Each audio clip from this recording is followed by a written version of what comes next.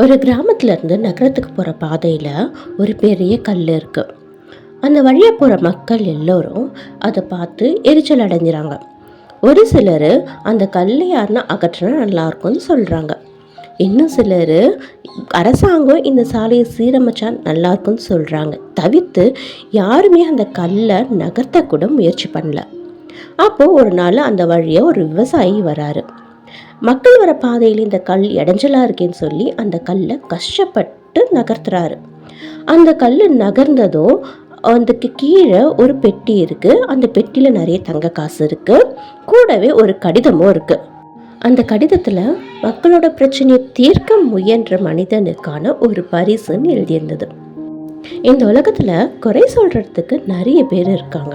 ஆனால் ஒரு பிரச்சனையை முன்வந்து எதிர்கொள்கிற ஒரு மனிதன் தான் உண்மையான மனிதன். இந்த கதை உங்களுக்கு பிடிச்சிருந்ததுன்னா ஒரு லைக் பண்ணுங்கள். இந்த கதை பற்றின உங்கள் கருத்துக்களை கமெண்ட்ஸில் தெரியப்படுத்துங்க.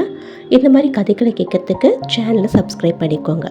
மீண்டும் உங்கள் சிந்தனை தெளிவாக்கும் கதைகளோடு சந்திக்கிறேன். நன்றி, வணக்கம்.